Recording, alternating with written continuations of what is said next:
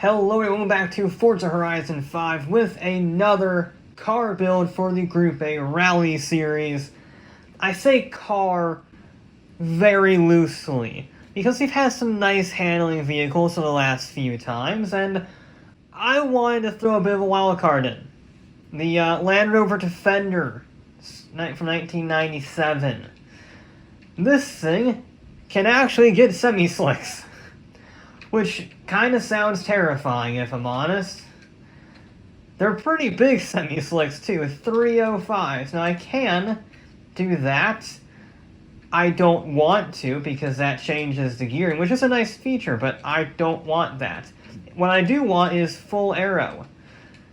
And I would love to have the bash bar kit, but in all honesty, this thing is already pretty heavy. And while that is awesome, it's not gonna help our endeavors. Truth be told, this really isn't a particularly heavy vehicle. It's really not. Given the size of it, less than 4,000 pounds is nice. Unfortunately, we are stuck with rally suspension. And for those of you who are wondering why I add rally suspension when, you know, it's a inferior system, simple. Look at that sport. If we have PI to spare. The reason why is quite simple. It's lighter, and it's better than whatever stock suspension is on this. Now, 182 horsepower from, I think, a diesel engine is not gonna cut it. We could have a 6.2 liter V8, I think that's the AMG engine. A Lamborghini V10. We can't have the 2JZ, and we definitely can't have the 7.2 liter V8. We're gonna go with the AMG engine, because no, that's Aston Martin. But still, it's kind of in the same realm. We are going to get this thing to be pretty light, actually, if I'm honest. And we're going to have a good amount of horsepower. We're not quite going to be under 3,000 pounds, but it's not going to be bad. 600 horsepower? Are you insane? Then we'll put that on. Then we'll put this on. Maybe not. We'll put that on. And we'll put that on. Nope, not quite. We'll put that on for now. Go to you, take you off for a second, then put everything else on, like that, and then we will try to sneak a flywheel on. Nope, okay. What if I do this, and then go to the racing gearbox, huh? God damn it, okay. For some reason, the street transmission adds the PI back. I don't know, I guess we will go with this. And then maybe that. It's not really a worthwhile investment, if I'm honest, in terms of PI. I think we'll just leave it at that, if I'm honest. I think that's a pretty solid build, given the vehicle. So 600 horsepower, massive semi-slick tires, 3,100 pounds. It is heavy. My one concern is the suspension. We might fall over, I don't know. Good news, got my arrival time back, so we'll actually be able to have a metric for how this vehicle is doing. I don't think it's going to beat the 240.2 set by the Tirana. Instead, I think his target's going to be the F-150 at 242.7. I think that is a more reasonable time for the Land Rover. My biggest fear is that it's going to grip roll through a corner because it has massive tires and full aero and very high ride height. I am concerned that it's going to fall over. It is fast accelerating, 109 miles an hour. It's a bit leany. But honestly, oh, yep. Found the grip roll. It's got grip roll, alright. Okay, this is gonna be terrifying. I was kind of afraid of that, but also... Nope. It can't quite fall over completely. I think it's gonna need some curb assistance for that to happen. But it is definitely two wheels. Definitely two wheels. Okay. So this is going to be an interesting driving experience. How do we drive? Oh, there we go. There we go. I thought it would happen with a... I shouldn't be aggressive on the curbs, but that's just too funny. This is going to be scary then. How am I going to drive this thing quickly? How am I... Wait, how am I going to do that? I guess caution? I mean, every time I turn a corner, it just wants to fall over. Every time, without fail, it wants to fall over. It does at least land the jumps very nicely. I can't criticize it for that, so we're going off the cliff. Ugh. I could just drift every corner. That is an option. You can't fall over if your tires are skidding. Now, don't hit the end. I know it's tempting to cut that corner. Can't do it. We're going to have to be super conservative on these runs. No, stop, stop. I don't know if we're actually going to get a clean run with this, certainly in the sense of an actually fast run. Because it is so prone to falling over, you actually can't push it at all. It just will not turn in any way. I mean, it will turn very well, so well that it falls over. So, it's going to be tricky. I'm glad I put the race diff in, because there are many wheels off the ground at any given point on this car. SUV thing. It's a two-door SUV. What would you... Is it an SUV? I think it is. But it's a two-door SUV. Kind of like the Pajero Evolution. Pajero, not Pajero. Let's see how we are on a straight line. Because obviously this time is abysmal. It's only about 20 seconds slower. Top speed is also abysmal. But we did at least somehow make the corner, and we are going to get a sub 3 minute. Oh dear. I built a death trap. An actual death trap. Really, the only goal is to not be last. That's the only goal. Not because I think this vehicle is actually quite capable. If I was allowed to tune the suspension to a normal setting, I think it would actually be quite good. I will actually tune the gears because that top speed can technically... Oh. Yeah, we're going to try to lengthen the gears just so maybe it doesn't... Oh, it's not gonna... Okay, never mind. I guess it doesn't matter. The aerodynamics are shocking on this, if you would believe it. It's a barn with wings on it. So not only has it got the drag from being a barn, it's also got the drag from having the aero. Not surprised, but disappointed nonetheless. Now, that was it likes this section. This section is fine. It's the other sections where the turns get a little sharper. That's when you gotta be careful.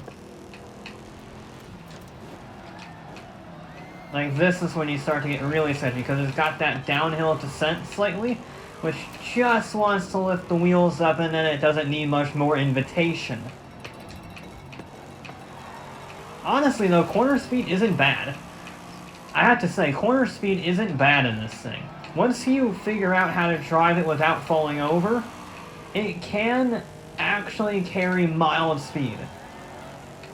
Again, it's really going to try to not be last. Little sketchy. But, I think it has a decent chance of not being last, in all honesty. I think it has a decent enough chance. If I can just keep all four wheels on the tarmac at any given time. There we go. Alright, I like that. That was a good section. We're way off the pace of the Tirana, but is anybody actually surprised? No, they're not. If so, then I don't know what to say for those people, but they're very optimistic chaps. Again, with two-wheeling, stop that. It doesn't help me deploy the power. There we go. We can actually cut that corner a little bit if we straight line it. We can't cut it at an angle because it will want to fall over. But if you do it actually in a straight line, so you're still keeping two wheels on the track. It's not illegal or anything. The FIA wouldn't have a fit with you, probably. But it's also not risking the vehicle falling over. It is interesting to see just how fast that Holden is. That's a stupidly fast car. It's just pulling away from this thing. Yeah, I'm driving it about 5/10. But still. Oh, and then that wasn't even trying to be driving 5/10. That was just missing my braking point like a fool. I don't think it's gonna matter in a vehicle like this, funnily enough. But you never know. You never know. It might make the difference between last and not last. It's gonna be, honestly, not a terrible time. Well, it's still going to be last, a 2:45.7. So we will need to shave off about half a second. It's falling over in the slow-mo. Yeah, we want to shave off half a second in order to not be last. But you're saying there's a chance. It's a slim chance, because I really don't know how to push this thing. That was a clean run. And all you can hope for with a vehicle like this is a clean run. Because if you start to push it, it will no longer be a clean run. But I need to push it so it doesn't become last. That's its only objective, be a 2:45.3. You see, I think the difference is the F-150 had aero, it had relatively... Oh, it had a low center of gravity, I think.